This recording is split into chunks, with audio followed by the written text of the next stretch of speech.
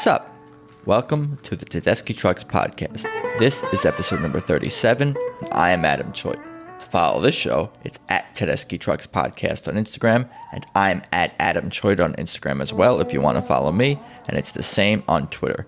And of course, I have no affiliation with the band. This is not an official podcast or anything. I am just a fan. And if you're listening to this show, I'm guessing there's a good chance that you might be too. So please be sure to subscribe and give the show a positive review on iTunes. Doing those things is helpful for sure. And if you give me a positive review on iTunes, I will definitely give you a shout out on social media to show appreciation. So today's guest is Tedeschi Trucks band superfan and show taper, Philly's own Ed Gendelman. Taper meaning someone who records audio or video at a show, or in Ed's case, often both. Growing up on Buffalo Springfield, the Beatles, and more, whether it was radio, vinyl, or going to countless amount of live shows throughout his life, Ed oozes passion for music. And that of course includes TTB, as he's been following Derek and Susan since the 90s. Let's just get started. Here's Ed Gendelman. So it's good to see you today, Ed Gendelman. Thank you for joining me on the Zoom. I appreciate it. Hey, hi Adam. How you doing? I'm good. How are you holding up during this super fun year? I'm bored to death. It's oh boy. A little scared and but bored. Since I've been retired, all I do is travel and go to concerts. Yeah. Well, you know what you were telling me before we started recording that you don't play any instruments, but now maybe is the time that we take something up, or have you, or what's your let's get into it. Since I know so many musicians, I had inquired about doing that, learning how to play bass since I'm sitting around doing nothing. And in fact, a couple volunteered to, give me lessons, over the internet. But I you know what? And they said, you're going to say you're too old. And that's exactly what I said. Nah, it's too late. But it's funny, I started recording bands when I was 53, so I guess, it's never too late to start something, Yeah, when you say recording, you mean taping audio? I chose video. Well, yeah, I'm pretty much I'm pretty much an audio taper. That's my specialty, and I can get a set of mics in a room, especially rooms I've been in before, and, get in a certain spot or put them in a certain spot and make it pretty good, people are happy with the results. I'm pretty sure, I am. Thank you so much for all the recordings. I appreciate that. You're welcome. Hey, I had a lot of fun making the recordings. It's not like work. People go, oh, Ed put in the work. Hey, it was a labor of love. Yeah, that's kind of how I feel about doing this podcast in a sense, for sure. Well, let's get into your life a little bit. Tell me about what your earliest kind of musical memories are. What kind of songs pop out at you when you were even 4, 5, 6 years old, if that young even? Well, it's funny. I know you would ask that, so I wrote I made a couple notes and I wrote. Look at you! Wow. I wrote a few things down. I appreciate that too. I love to talk, but I got a bad memory, so I'm gonna.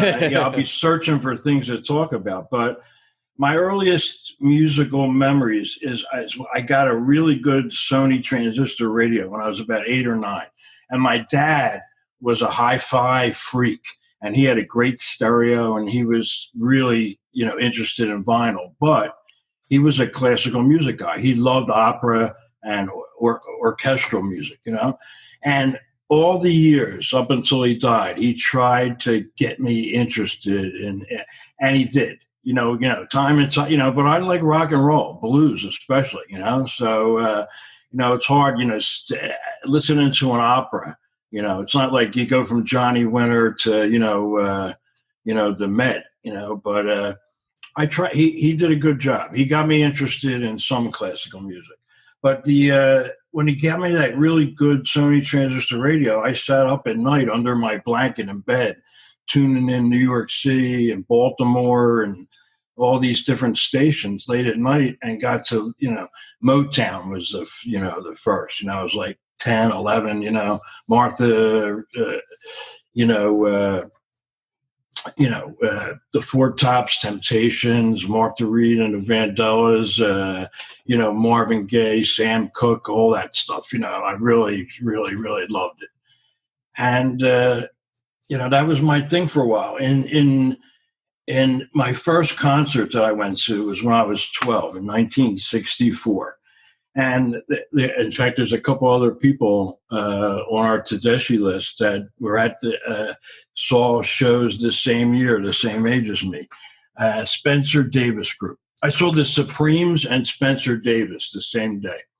My parents we were on vacation at the Deauville Hotel in Miami Beach, and the Supremes were playing in the main room. And they had a teen room downstairs with a black light, and that was the thing back then, And Spencer Davis with Steve and Muff Winwood, So I met Steve Winwood when I was 12. I think he was 15 or 16. I think he was 16. So that was pretty cool. But in '66 when I was 14, my dad helped me put together a Dynaco stereo and a Thorn's turntable, and I had a nice little record set up in my room. So that was when I was 14. So the first records I bought, I wrote down here. I still have them. In fact, I have some of my original equipment from. Dude, that's 60s. Awesome.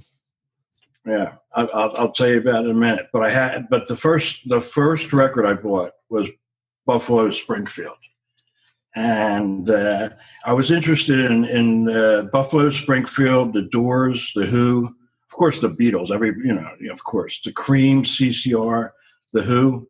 Did I mention them? But Buffalo Springfield and Neil were the first.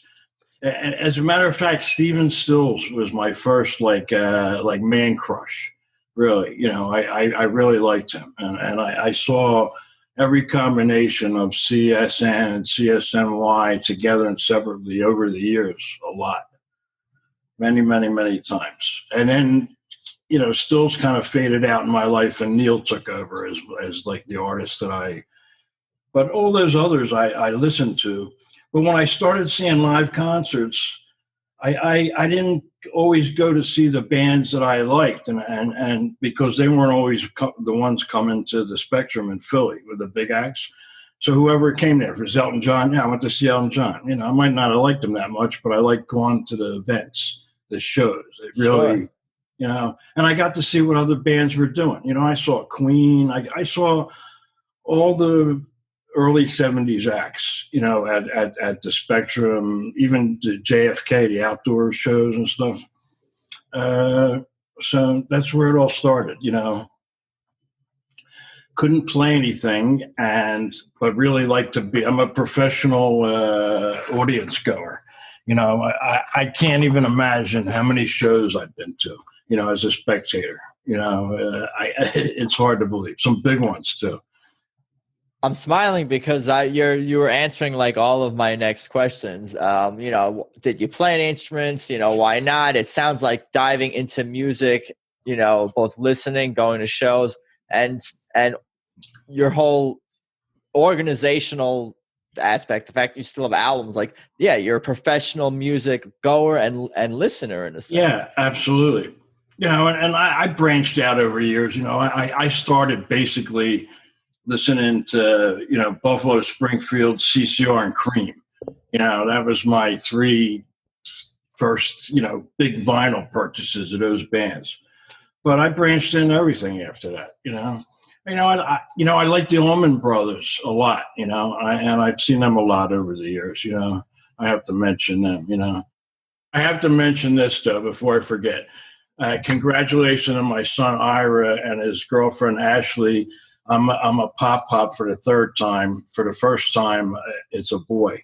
So, and his name is Ace Gendelman. Nice. Okay, so he might. Is that a real name? No, that's a real name. It's not. Listen, I asked them that, and they said no. Ace is the case, and that's it. What about other interests growing up besides music? You're wearing an Eagles hat right now, so I'm guessing you're into sports. Oh yeah, my whole family, my kids and my grandkids, everybody, we're all big Philly sports fans. My son's a season ticket holder. My daughter used to have season tickets to the Phillies, but she's got two kids and a job, so it's hard. but we've always, it's a family thing. We go out to games together, and not so much music though.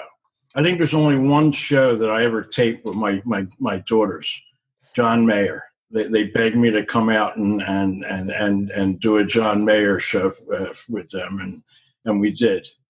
And it was a lot of fun. We had a great time, Yeah, music people have more specific tastes maybe for, whereas sports, it's like, all right, let's just all go to the football game. Yeah, that's funny, because when we sat down and tried to figure out what I could go tape for them that they liked, there wasn't that many, there wasn't that much intersection of me and them. But John Mayer's name popped up. Said, "Yeah, he's cool." He's pretty great. I've seen him quite a few times. So Yeah, he does his thing for sure. And what about into like the 90s, like into the 80s and 90s? What were the shows you were going to? Well, I'll tell you the truth. I got a short list of artists that I always went to see that were in my area when they came around. It's not a big list, and I've seen hundreds of artists, but the ones that I mostly always saw, it's a short list: Emmylou Harris, Lucinda Williams, Pat Tuna or Yorma, Los Lobos, The Wolves, Neil Young, John Hyatt, Bromberg, Jason Isbell, Cowboy Junkies, and Dave Alvin. So that gives you a little, nice. Americana, some rock and roll, some blues, But that's it. But branching off from those main bands is a lot of other bands too, I have some personal favorites. I like the Danielle Nicole band. Brandon Miller's a favorite young guitarist, a friend of mine. Like him. There's tons of Daniel Donato out of Nashville, Tennessee. Great young guitarist. You'll probably be hearing about him. See, I think he's like 23. You're pretty tuned into everything. Age doesn't matter. Listen. How many artists? It probably surprised you if I told you I've recorded Tony Bennett many times in his 80s and in his 70s. And I just thought he was a relevant artist, and I'd go out and check it out. So I happen to like him, You tape every show you go to? No, absolutely not.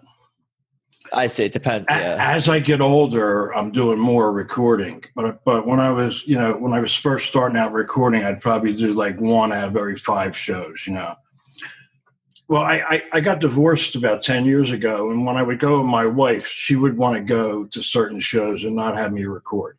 Like, she loved the Eagles, Don Henley, Stevie Nicks, and she's a screamer, and that's.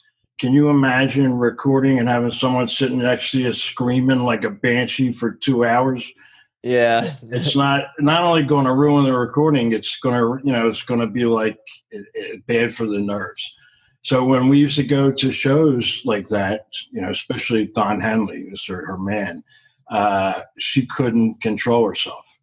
And it would annoy people in front of her. Maybe they were taping, and they would turn around and go, "Can you just shut up already? Stop it." I'm learning a lot. I mean, there's a lot to learn just from. It's sort of how I feel at certain shows, but I'm respectful. Listen, people can do whatever they want when I'm at a show, and the tape is not important. It's people having a good time is the most important thing. I'm not going to, listen, if the recording doesn't come out because people are hooting and hollering and they having a good time, that's just the way it is, More than that, I try to use microphones that are very directional, and they don't sort of bleed in too much of the surroundings. You point them at the speaker stacks, and if it's loud enough, that's mostly what you get. But people are too close to where you're at or where the mics are located, anything could be on there. Yeah, I was going to kind of ask you, especially early on, what were the, I guess, challenges with recording, and or the good things that you enjoyed about it, and some of the challenges. And you kind of went into that a little bit already, telling about getting loud people close by can can be an issue. Well, it's all trial and error. Listen, there's only two artists that I'll get on a plane and travel around the country to go see: Neil Young and Derek Trucks. Well, Derek and Susan now, but that's the way it's been for a long time, at least the last 15 years for me. Listen, is Lucinda Williams not worth getting on a plane for? Well, I don't know. Absolutely not.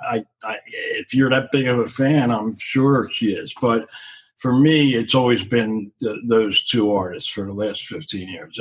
And I've done a lot of other bands, like, outdoor stadium shows. You think it's hard to do a recording at the Beacon Theater with people yelling and screaming. How about at MetLife where there's 70,000 people? I did a couple of Rolling Stones shows there last summer that came out tremendous, But it's 20 years of doing those shows, so I know where to be. It's nothing but that. There's two or three places in that whole place that you can escape all that screaming and yelling and everything, and that's where I try to be. And that's placed in advance to go there, to buy your ticket there? But the first time I'm ever anywhere, I don't know anything. I just go in there. It's like a blank canvas.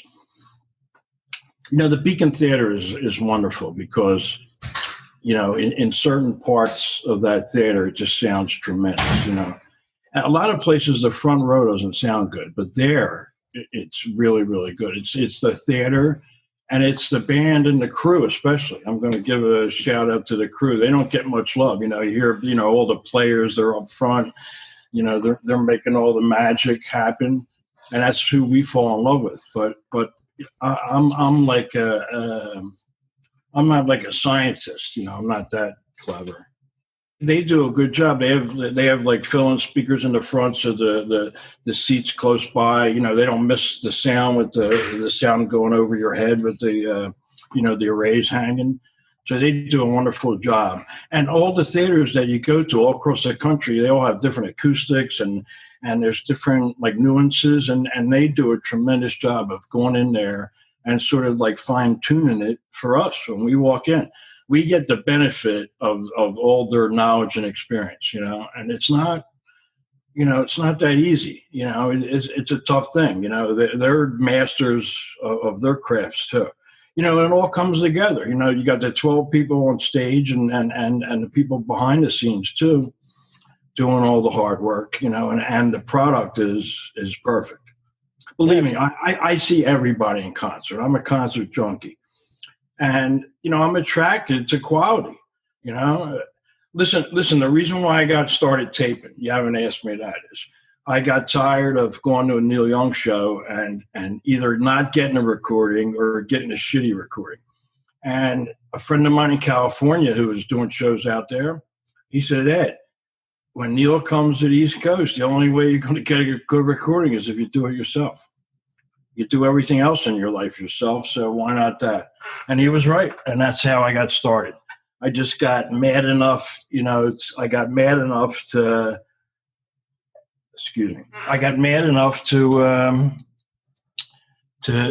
start getting gear and learning how to do it.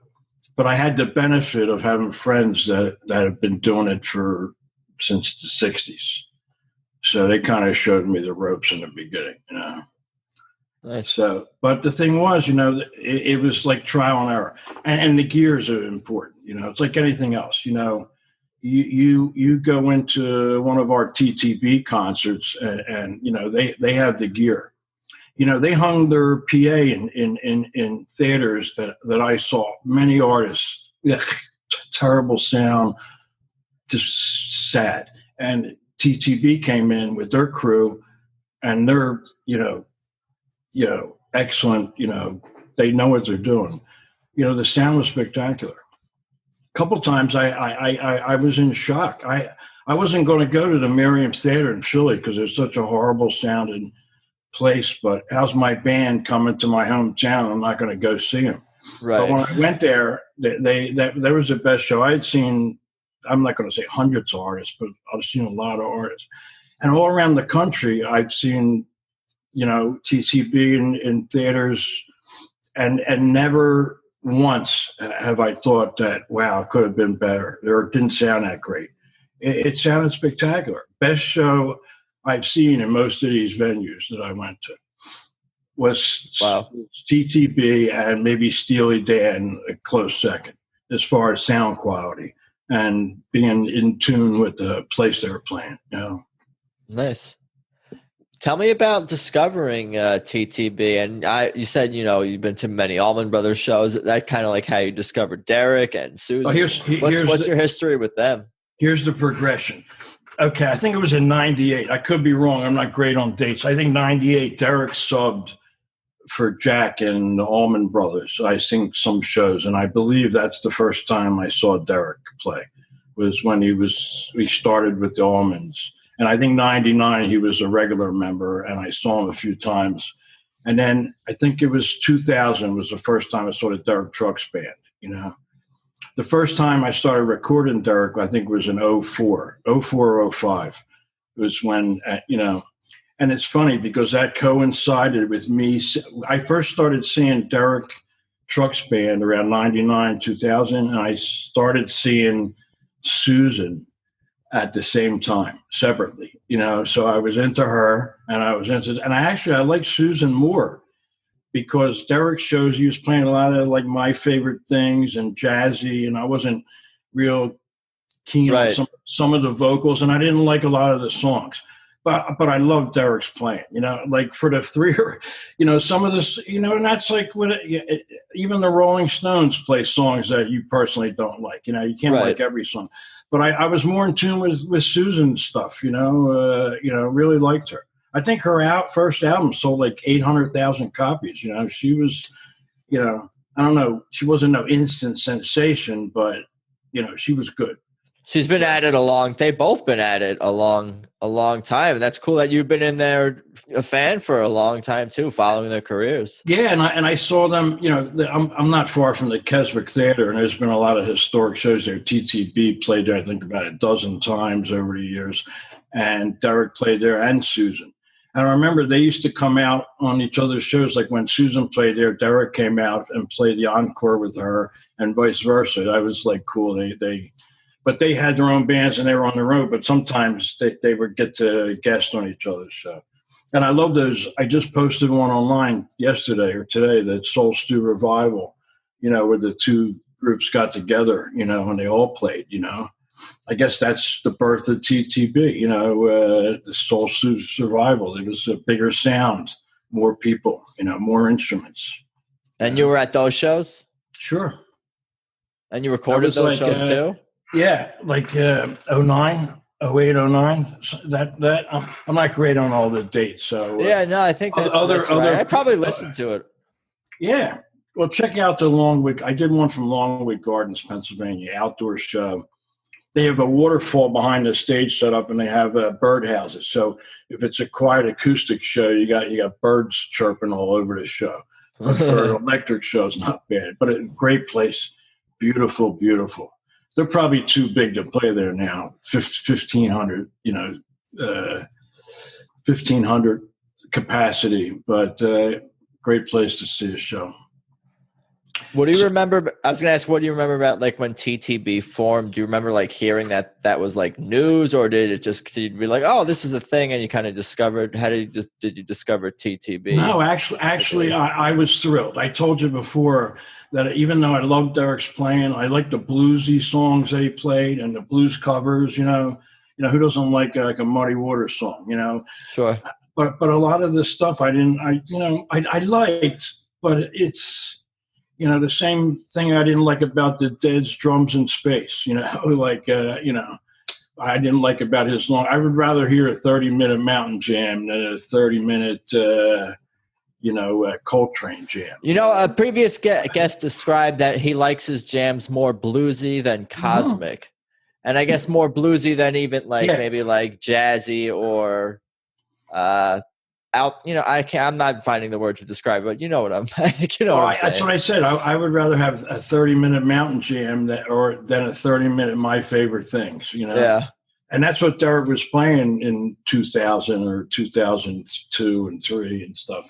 And I think when Mike came in, I think it got, I don't think it got away from the jazz, but, it's more blues. He's a blues singer, so He's an anything singer. Yeah, it's funny. I'm not going to say he's a blues singer. He can sing anything, that kid. He's great. Yeah, I was gonna say, like, I could listen to Mountain Jam like every day or every other day or more, or even more often than that. But I could do my favorite thing once in a while too. Like there's moments where that will hit the right note with you. Well, listen, if you're going to see somebody like every night, or a lot, you don't, and that one part of the show you don't like that much, it becomes like boring for you instead of being exciting. One of the things that I liked about the transition from the Susan Tedeschi band and the Derek Trucks band to TTB was that I all the covers they play are right up my alley. George Harrison, my favorite Beatle, Derek's favorite Beatle. I think he never told me personally, but and the B.B. King influence and Delaney and Bonnie, they were big on my list. I love them. And they play all that stuff. So besides their own stuff, which is tremendous, and I love, all the originals. It's just enough of the right kind of covers done the right way of the kind of artists that I like from my generation, So TTB is the perfect mix of all that stuff. We still get the jazz, the intros to Midnight in Harlem and all the, the Kebby kind of influences. And we get the blues and rock and roll, and everybody's happy. That's how I feel. I love the horns. And, I love the horns, and I since Elizabeth's been in the band, her interplay with Derek has been really, really cool. I like that they, that they do some stuff head to head once in a while. Yeah, everything. I'm glad I could capture all that. So how did an audio taper all of a sudden start doing video? I guess that's what, because I didn't do one video. I audio taped for 15 years before I took my first video. Yeah, well, it's requires, I guess, more focus, more work, more effort. But you do video also now, or? Yeah, that's right. I've been doing video, for the last couple of years. It's the same thing. I got tired of looking at crappy videos from the shows I went to. God, can't somebody make a decent video with decent mics or decent sounds? Everything is cell phone, quality in this world. Listen, I people are excited. They want to capture the show, and they got the phones. I get all that. I would too, probably, if I didn't do my recordings. But hopefully someday we don't get to the point where you're in the fourth row at the Beacon and nobody can see the stage because everybody has their cell phones up, above their heads, and you can't see. That's becoming a big problem. Yeah, the way I see it is that, if everyone is recording or enough people are recording on their phones, like, why do I need to record? Everyone else is doing it for me, and they're going to put it online on YouTube, wherever. So it's like, why do I need to? I just get a quick picture, a couple, one chord, one sound, a little bit of a clip, but I'm not like big on recording. A little bit of just a bit, for me. Yeah, well, some people go overboard with it, but it's understandable. I can understand people wanting to have their own personal memories. That's why I do it. I don't do it to be a big man or to show off or anything like that. I do it to have my own personal memory. Listen, when I sit in my dark room with my stereo and I turn the lights down, I pour a drink, I can be in the first row at a Beacon Theater again. And I close my eyes and it feels like I'm there. I can relive. And that's a powerful thing. I can relive a lot of really great experiences that I've done, and that's what it's all about. So that, that's really the motivation. I think most people that record shows are doing that basically for themselves. I believe in sharing. Everything I do, I share. There's very few things. What I don't share is I hold my artists in high regards, extremely high regards. If I have any technical issues, or they have a bad night, or there's equipment malfunctions, I'm not going to publish something like that. People don't have to see and hear every single thing, Right. you want your artist to be heard at their best, and if you had a great recording of a great performance, that's all the stars align. That's perfect. But some nights are better than others. There's not many bad. I'm going to say I was about to say something wrong. There's no bad nights as a TTB fan. I mean, listen, I'm going to tell you the truth. Even my man Neil Young, he takes a night off here and there. He mails one in, and I've seen Derek hundreds of times. I've never seen him mail it in. He takes it personal. I mean, it's serious to him. That's why I try to. Oh yeah, absolutely. I'm not just pointing Derek out. No, yeah. But I think that's why I'm serious about my audio recordings, because I do it half-ass. They don't. So why should I? I'm out here trying to duplicate exactly what I hear in a concert hall. It's hard to do. It's not easy. It doesn't work every time, but a lot of times it does. So that makes it worthwhile. What TTB shows kind of jump out at you over the years? Because how many TTB shows have you been to? Well, I started, when they started. I've even before then, other Derek and Susan shows, but whatever, just that. How many? I saw them separately. I was there in '99 when Susan guested with Bob Dylan. That was one of her moments, a proud moment. You've probably seen that on YouTube. Yeah, I used a clip from that. I was there. I wasn't taped. I didn't start taping then, but I was a spectator. Like I said, I've been around for a lot of moments in those guys' history, But, this is my part I can do. Since I don't play anything and I'm not going to learn the bass, We'll see. Listen, my friend Jamie McLean, a good New York City artist, told me that he thought with my musical ear I could learn within 5 years. I'd be playing on stage with it. But I'm not going to find out. I'm going to stick to what I know. Yeah, that's cool. You got to stick with do what you love. But I was asking, what shows maybe jump out at you specifically? Some we already kind of covered, but like which TTB shows maybe over the years? Well, I really like the collaborations. So, in most of those shows when we have the guests, it's going to be, at the Beacon Theater, for the yearly. I've seen every Beacon show except for the first year. So I missed the first year. I think I was working then. But like Luther Dickinson, he's one of my faves. And Krasno, and I'm having a brain fart. That's all good. Yeah, I saw North Mississippi All Stars. They were awesome. Wow. But certain people, for the guy Nils Klein from Wilco. When those guys play with Derek, he ups his game to even higher level. Trey played last, at the Beacon show. That was a historic mountain jam. A lot of great. I can't really think of any shows, because as the years go by, the previous year's shows kind of like fade away a little bit. I mean, I still revisit them, but the band's getting better and better, and the material's getting better, and the covers are getting better, and it's moving forward just like it should, and I'm along for the ride. I'm going to keep doing it as long as I can. Go ahead. Yeah, I was going to ask you tend to listen to your more recent recordings.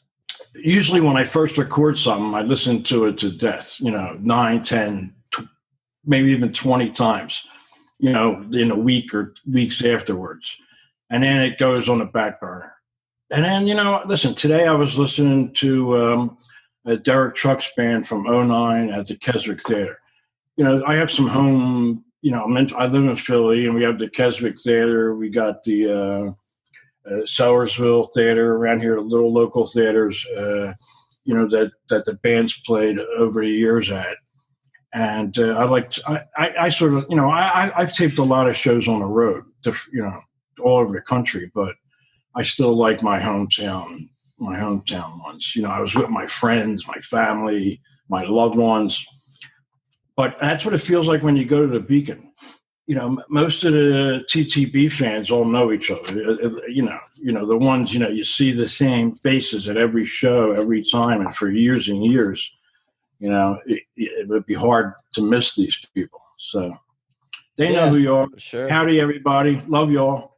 And it makes it a great experience. Like when you go to a Neil Young show, the first 10 rows, we all know each other. Everybody in the first 10 rows. It's like everybody's hugging. We know these guys from Amsterdam. We know these people from Tokyo. Here's people from California. Here's people from Philly. It's a big love fest. It's the same thing at the TTB shows. It's getting more and more. I missed that. People are traveling. Hey, when I was in Nashville, we had all the New Yorkers were down there. There was people from Atlanta, people from California, people, and not just people, other musicians that I know, like even, big shot ones, were there to see TTB, they wouldn't miss it, I was going to ask, is Susan and Derek and the band, they must be quite aware about your taping and that what you do. If I don't know, what's your relationship to them? To tell you the truth, I have no relationship with the band whatsoever. Listen, I met them quite a few times, and I've been, around them. I'm a fan. That's it.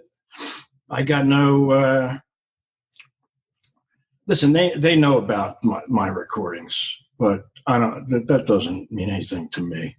The other fans like them, and I do it for me, and we're all happy about it. I don't want to do anything that would upset them.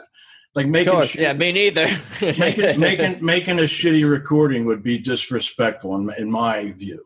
So Sure. If I went out there and did something really crappy and then published it and tried to wave it around like, hey, I made this great recording and it really wasn't anything any good. No. You're doing good, I think. I think you're doing good. I'm proud of what I do. Hey, listen, what else do you want to know? Was there a venue you haven't been to that to see TTB that's on your list? Red Rocks. I was gonna say, yeah. Yeah, I haven't seen anybody there, and I've never been there. But mostly all the places. I've been at some spectacular places around the country. All the nice theaters, and that's really the one. I'll get there. Don't worry. What are your favorite ones besides Red Rocks or to see?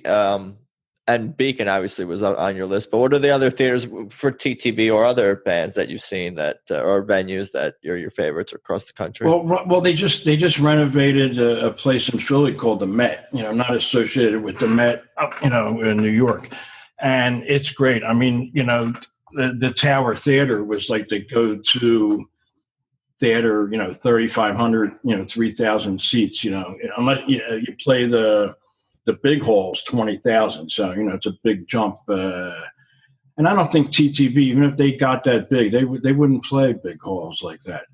They would stick to playing theaters. Neil Young learned his lesson. People are screaming and yelling and not paying attention, and the shows are not as well received in a stadium, 20,000 people as they are, in the small ones. So, hey, listen, I'd rather pay $300 a ticket to see them at the Beacon Theater than $40 to see them in Madison Square Garden, in a heartbeat. It's not about the money. It's about the experience, Sure. I was going to say that's why when I drove to Kentucky, it's 9.5 hours from Philly to see them in a 1,000-seat small venue that a couple of my rural friends from around that part of the country told me it'll be the best stop of the tour. You have to come here. I was able to snag a first row ticket on StubHub or something, and 9.5 hours. I drove like it was nothing. I'm 68. I jumped in the car and bang. Next thing you know, I was in Kentucky. Wow. And I had such a great time too because it was such a chill place, and there was so few. Like 5 minutes after the show, the whole place was dark. And the whole band was outside hanging. The New Yorkers were there, and a lot of fans that have been around for a long time. Derek and Susan were hanging around taking pictures, and it's just a fan-friendly experience that you don't get today. I don't know if it's selfishness, paranoia, but once bands get to a certain level, they don't really need the fans anymore. I think, they can do it on their own, but they're still so humble and down to earth that I think it matters to them what the fans think. And to do that stuff, to hang around a couple hours after the show to sign things and take pictures just shows you what they're made of, Yeah, that's everyone's experience, from what I gather and who I've talked to on this podcast who says the same thing week after week about them, how nice and humble and down to earth they are and approachable. And Listen, they're on another level musically is the thing, like just because they're not like, maybe on the top 40 pop charts, in mainstream, but their musical ability is sort of like, it's topped. It's the quality, like I just said, everything. It's the sound, it's the songs, it's the whole package. You get the whole presentation, and there's no fancy light show involved here, or no, there's nothing. It's a very basic stage setup. And people that are not in the know would think that's just easy to do. Put 12 people up there and just push a button and it just all sounds perfect. It's a tough job. Thank you, crew. For sure. Love you guys. Who would you like to see as far as like, a favorite guest that maybe you haven't seen or would like to see again with TTB? Who are you? You kind of named some, but like, is there anyone that you'd like to see that you haven't seen? See, you're going to get me here because I don't know who's all played with Dirk and Susan over the years. So I don't know. Who I haven't seen play with him, David Bromberg. I like to see play with him. I've seen Los Lobos, Yorma, Lucinda Williams, and Emmylou Harris. I wouldn't be bad. John Hyatt too. Neil Young's probably an impossibility, but hey, listen, who knows? Yeah, you never know if he's in the same town or the same thing. Hey, I saw those guys play in Camden. They played that Outlaw Music Festival with Willie, and they like opened for Van Morrison. I was hoping to see Van with TTB, but nope. That would have been something. Yeah. Have they ever covered a Van Morrison song? I'm not good. People since I've been to so many shows, a lot of folks think I'm like a set list guru, but I'm not.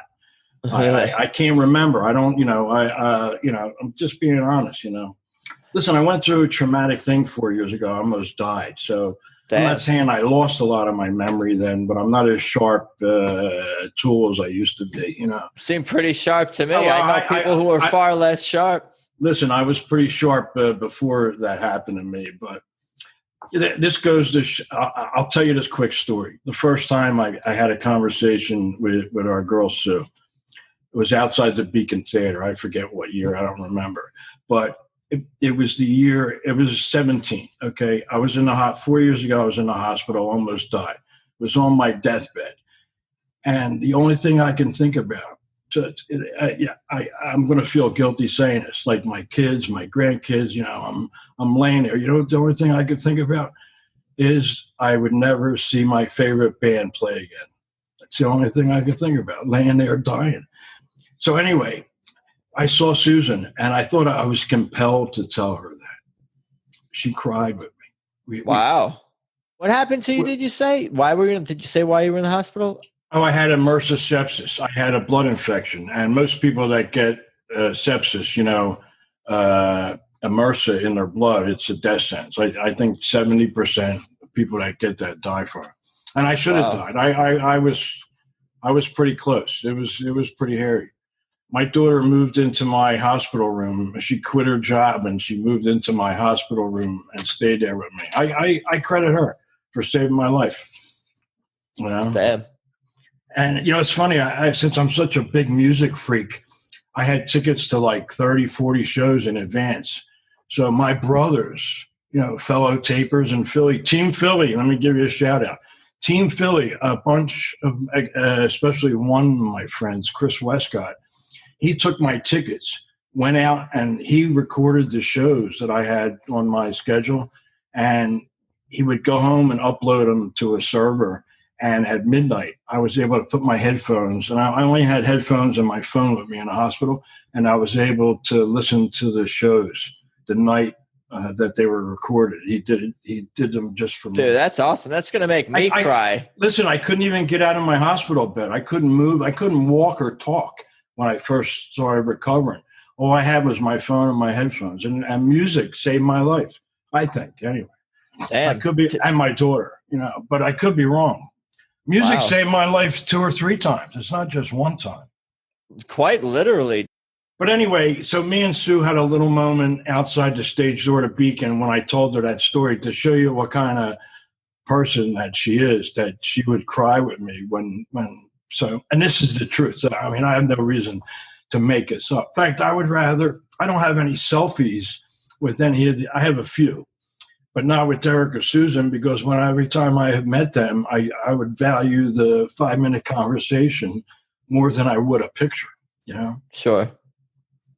Me too. All right, listen, I'm starting to shed a tear now telling that story again because really I felt guilty, and people were asking me, like, you didn't even think about never seeing your grandkids again? No, I thought about never seeing Derek play down in the flood again.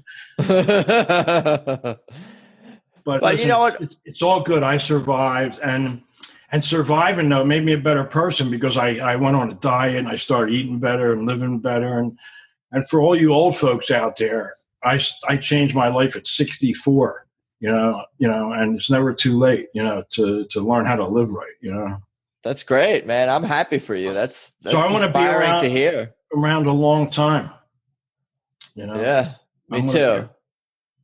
So what else haven't we covered? Any Oh, you know what I was going to tell you that Tedeschi Trucks Band has covered "Call Me Up in Dreamland," the Van Morrison song. Okay, all right. And I know with the Allman Brothers, Derek and Warren did "Into the Mystic."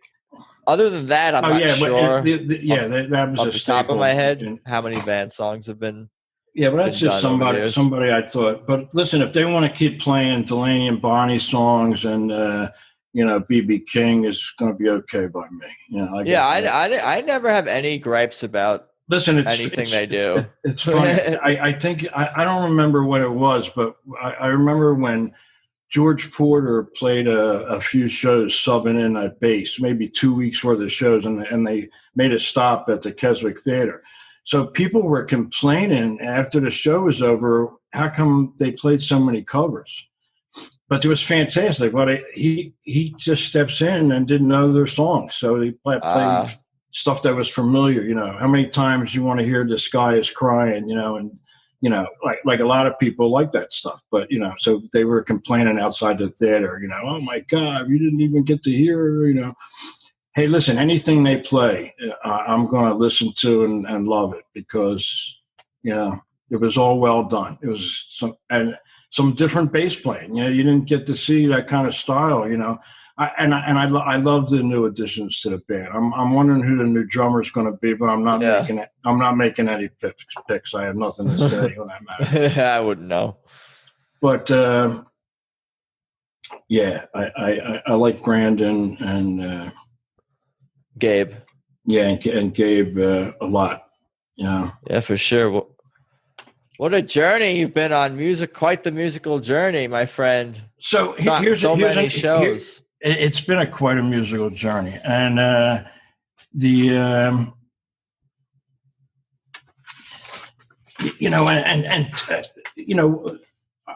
it's hard not to understand why people like TTB so much. They allow recording, the Grateful Dead is what attracted me to the Dead originally was because I could see 3 nights in Philly, and night 1 wasn't night 2 wasn't a replay in night 1, and night 3, you see Eric Clapton 3 nights in a row on a tour. It's note for note, the same exact 90 minutes or how he plays. And, it used to be like Van Morrison too. A lot of big artists that people love. You don't get to see the whole tour is exactly the same, But with our band, it's different, I love that. Monday night, you're going to hear something, and Tuesday night, you're going to hear something, and Wednesday night, you might hear one of the songs you heard Monday night, but it's going to be a whole different version of it. Yeah, maybe with a guest or with a different intro, a different solo, or from different a different outro, instrument. or different instrument solo, or different collaboration with one of the band members. So, and that they play multiple dates in different cities is very attractive. So people, like, I can get on a plane and fly to Chicago and go to Chicago Theater, which is amazing, or the Ryman in Nashville, or any of these, multiple date, kind of places, the Beacon, sure. But, that's good too. And if you go to all 2 or 3 or 4 or whatever they're playing, it's all going to be different, That's such a great thing, And I like it's sort of like the Warren Haynes. I like Warren Haynes' business model a lot. He lets tapers come to shows, set up microphones, do video, do all that stuff, take it home, roll your own. You know what I mean? It's basically, and he also sells, like, the recordings that they make, to the fans that. That they don't go on eTree or Live Music Archive or wherever people upload the stuff, like where I do, so they can buy the recordings, and maybe TTV will move to that, some kind of model like that, but someday. I don't think it's going to be soon, because they record every show. Yeah, they do, right? Yeah, so audio. But I so there's a history. They got captured everything, I'll pay for it. Fans don't get to hear it. Sure, I will too. Listen, I want to pay for it. Put out some more live. Take my albums. money. Listen, I'll pay $20 for a good capture of a great show. But listen, that's why people like me do what we do, because I want to hear more than just once in a while. I want to be overloaded with it, No, I hear you, my friend. Here's one thing I'll give you. I didn't talk about my dad, but he was the one that got me started in music. I said I did talk about him, the classical music guy, but he was an extra in 260 performances of the opera at the Met. He was an extra, so he got to stand there as a soldier holding a staff or a sword. And he got to hang out with all the big opera stars of the 60s and 70s, He got to be in the dress rehearsal, got to go backstage, eat all the catering, like he was an opera groupie, So who knew? Things are making sense for sure. He really loved opera, and you really love what you do, recording and going to see all these different artists, including TTB. You guys have that passion. Is that something that it's genetic, or it's from you? It must be from, it's both. It's you watching him, and it's genetic. I don't know. He really got he would come home and he would be all excited. Hey, I met he met everybody. Pavarotti, Robert Merrill, Joan Sutherland. Like, I think he was friends with Joan Sutherland, who was probably the biggest opera star of the 60s and 70s. Sort of like. I don't know, the Taylor Swift of, opera back then, whoever the biggest, female performer was in opera at the time, and my dad used to have a wall in the basement of every opera star that he was on the stage with. I mean, hundreds. He loved it. Yeah, it was great, and I have my videos and audios of recordings. Like I said, I don't do the autographs or selfies or too much, You ever tape opera? You allowed to tape the opera with your drag all your gear into the opera? You want to hear something funny? My dad knew Tony Randall. Remember who Tony Randall was? The Odd Couple? Maybe. Oh, yeah. Okay, so anyway, he was a big opera fan, and he was a concert taper, little known concert taper. He had mics in the top of his jacket. And who would search him, going into, an opera, big star. And he recorded all the operas he went to for decades. You'd be surprised, Have you ever hid your mics? Oh, yeah. Or secretly record shows all the time? Listen. You don't have to give away all your tricks. I'm not going to give away any of the tricks. People none of them. People that know me know what the story is, but I have a very small, compact, hidden system for when I, need to. And I have 9 bags of gear and all kinds of, tripods and poles and clamps and stuff when I could set up and I'm allowed to, It's pretty much venue dependent these days, what you're allowed to do. Sure. Like, I don't think you can walk into the Beacon Theater and set up a mic stand and they're going to be okay with that. You got head of security who's going to put it down. People are going to be complaining behind you. And so you're going to have to figure out a way, You have the right gear for the right show. You assess what you need. And, especially if you've been there before, and you kind of go from there. Look, I use good stuff, it's not cheap, but, listen, that's a progression. When I first started out, I had $100 mics, and it was an experiment. Didn't know if I was going to like doing it, and I did, I was going to the shows regardless. See, this is what a lot of people that do recordings are recording geeks, and they're not music fans. Some are music fans. In fact, a lot of your tapers are not as big of music fans as you think. They're more interested in trying out equipment and doing different, like they're technical nerds rather than music. I'm 100% music fan. I'm an auto mechanic. So I figured out I had to learn how to work with computers and audio gear as a necessity, because in order to be able to capture what I loved, I had to adapt and learn, But that was the hardest thing I had to do, was to learn how to use audio editing software. It took 15 years of learning a little bit. You do things in baby steps. Yeah, no, I hear you. Believe me, I know. And I'm a hobbyist. So I've had people come up to me at shows and complain about my recordings. And dude, just do it yourself. Complain about your recordings? Who would complain about a free recording? Adam, there's all kinds in this world. Really, really. I had a guy threaten me at a show because threaten you? Yeah, because I didn't do continuous video. Like my video, I unless I can mount it on a tripod and I'm holding it by hand. Can you imagine holding a camera for 2 or 3 hours? People are insane. I'm 68 with a bad back, so. It's hard. So I would do a song, try to hold it steady for the whole song, and then shut it off and relax for the 30 or 40 seconds while they're swapping out guitars or the stage lights are low, and then bring the camera back up and fire it back up. It gives me a little breather in between. So a lot of shows, I do shows where I do film the whole entire set in one, with the whole thing. But, that's only in certain circumstances, But it's hilarious what people think, or people complain about, I should be doing this, I should be doing that, suggestions. Everyone listen, the more the merrier. Everybody that has a ticket can walk in and do some type of recording. You don't break the rules. No doubt. Just listen, other people are there, and the main rule of what people do that record shows is you got to be respectful of your fellow concert goers.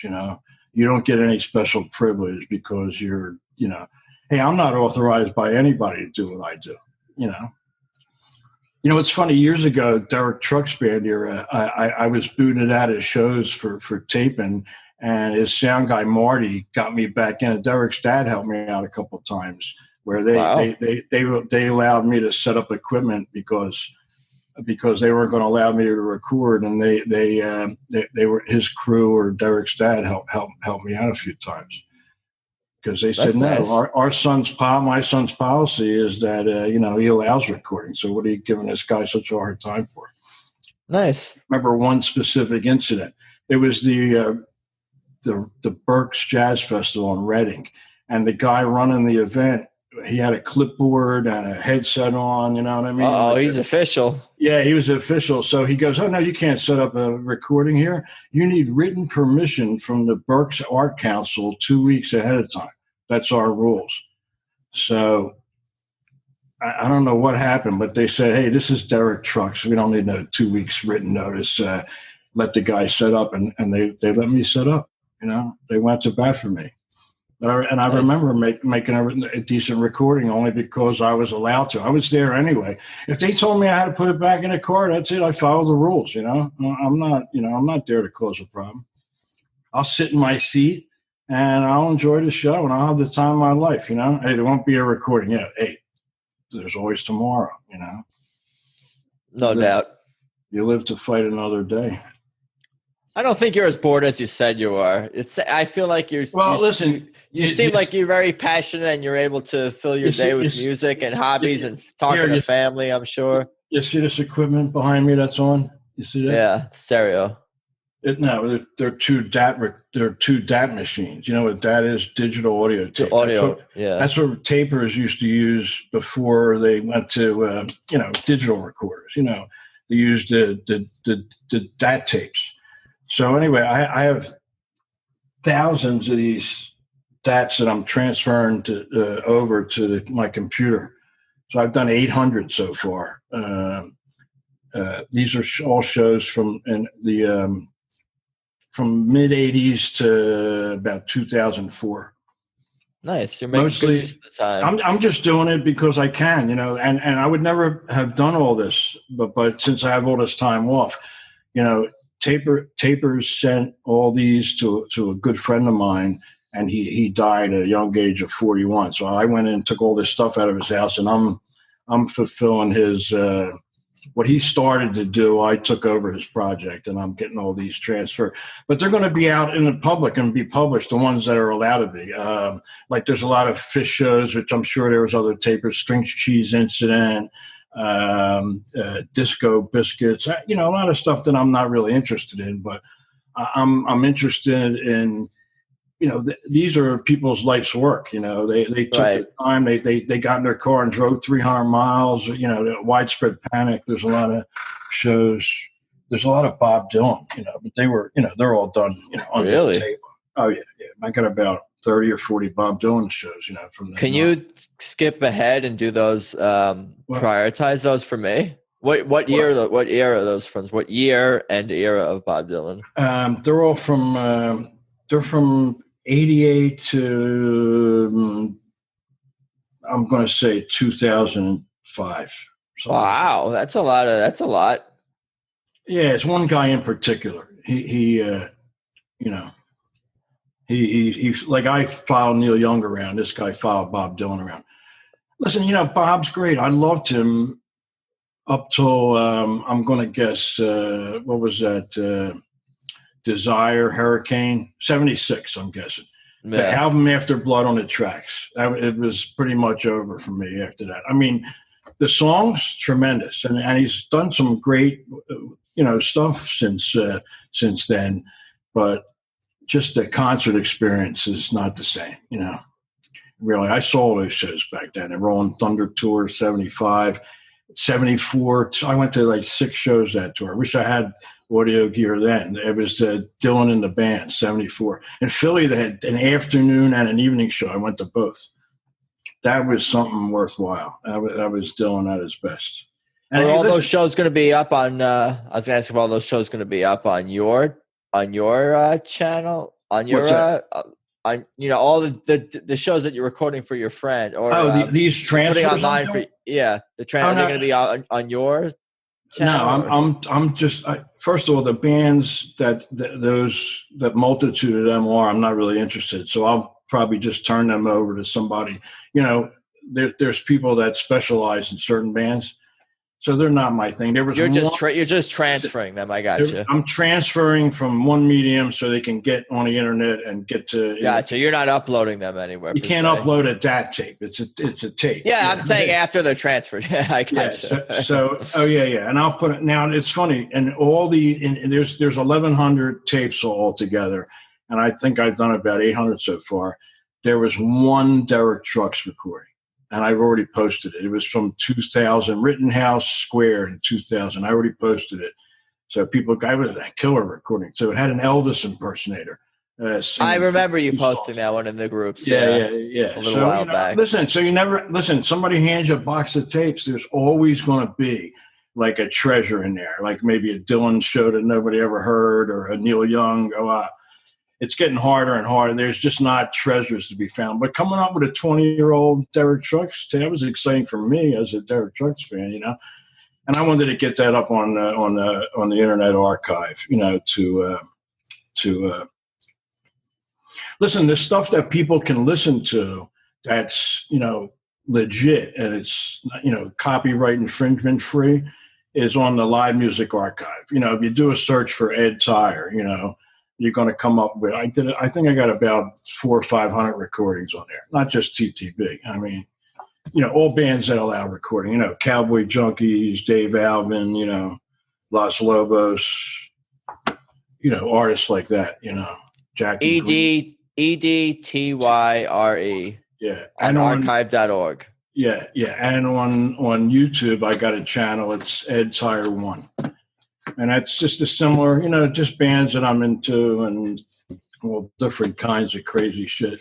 One thing that's worth mentioning. I went on a 2-week train trip across America with a bunch of musicians, and I filmed and recorded like the most musical performances, and it was not big stars, but nonetheless, decent artists. It was Dave Alvin, John Doe, Jimmy Dale Gilmore. Who else was there? Now I'm getting a brain fart. John Langford from Chicago had a UK punk band, the Mekons. He was fantastic. At two weeks on a train. They had a performance car that we pulled along, had 50 seats so people could sit. And every major town we would stop, and Dave Alvin did 4 concerts, during this 2-week trip at different venues across the states. And we would get off the train, take a cab to the venue. He would bring his guitar, to have the back line all set up for him and go in and play, and me and a couple other guys, followed him around and recorded, So 2-week, it was one of the best experiences of my life. It was almost as good as spending a week at the Beacon Hotel, with my favorite band. Almost as good, but not quite. We had the scenery on the train. You don't have that, Although the top floors of the Beacon look pretty nice, Get a corner room.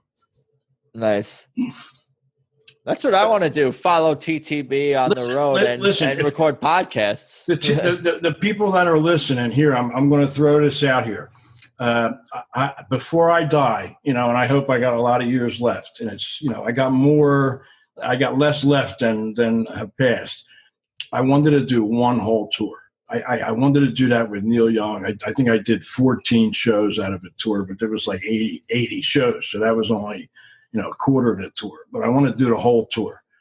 And I want to get like a Winnebago or some kind of, something I can drive from town to town so I don't have to stay in a hotel. Sure. But I want to bring people on board. Let's say, like maybe there's room for 4. So it'll be just me. So from Philly to Jacksonville, maybe 3 people can jump in from New York and drive down to Jacksonville for the first stop, and then drive to Orange Beach, Tuscaloosa, so on and so forth. And then maybe if people can only do 3 or 4 shows, they jump off the bus and we'll have a couple more, get on in a different city and move along and maybe do the whole tour that way. It's just an idea, throwing it out there. People are allowed to dream, So this is my dream, one of my retirement dreams, to do the whole tour, every show. And, wouldn't that be fun, huh? I hope you get a chance to do that, my friend, and I hope I get to do something like that in my life as well. With the band. I worked for 43 years. I had a tire shop. Ed Tyre. That's. I put the pieces together. So anyway, I worked and I worked hard, and now it's my time. I narrowly escaped death a few years ago, and so now it's even more important. The time's even more valuable, and it's you earned it. All right. So I want to make the best of it. So anybody that even has a remote thought of maybe doing something like that or thought about it, but can't do the whole tour, maybe we could work something out. It would be like great fun. Definitely. It would be great fun. Well, I had a lot of fun chatting with you, my friend. We covered a lot.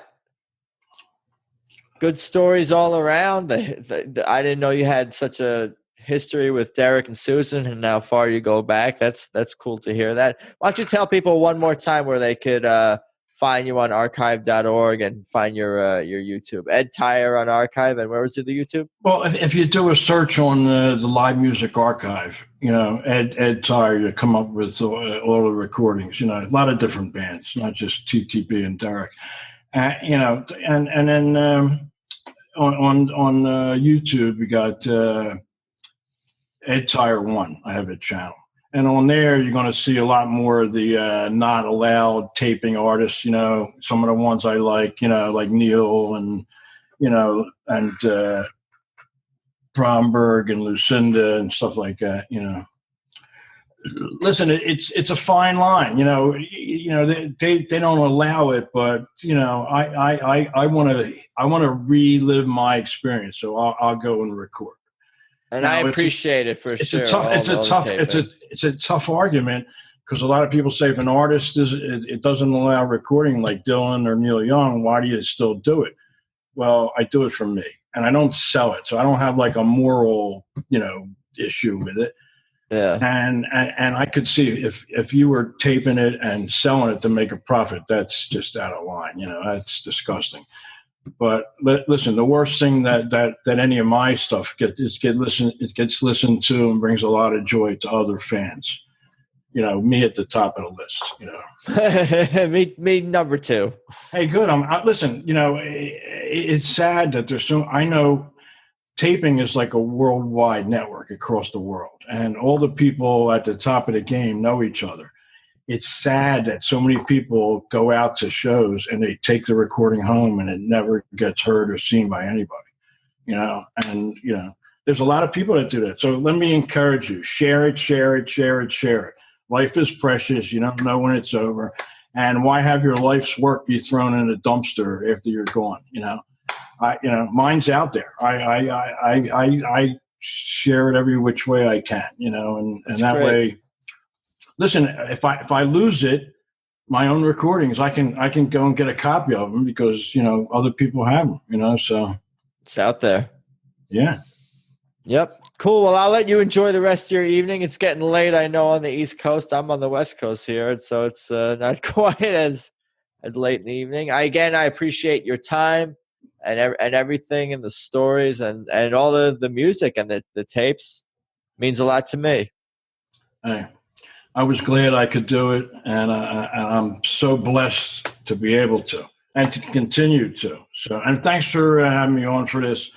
I hope I didn't say anything that offended anybody. And listen, if you sit next to me at a concert, don't yell Derek, Derek, Derek for 2 hours. Okay. Well, I'll try to keep that in mind. Thank you. Okay.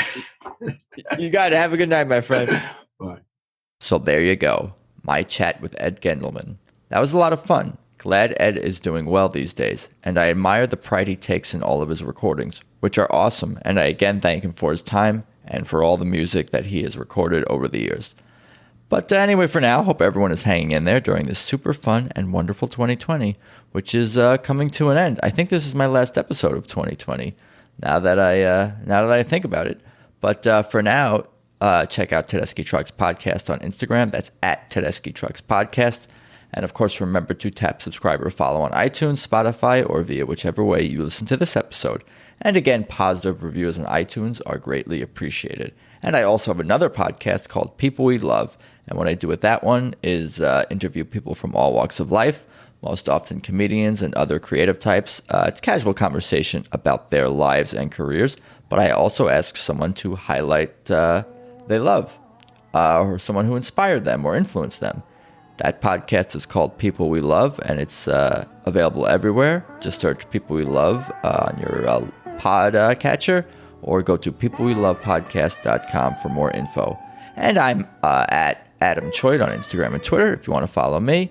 And I think that's about all I got for today. Thanks again for listening. Merry Christmas. Happy Hanukkah. Happy New Year. Happy Kwanzaa, I think it is. Anyway, let's talk soon. Later.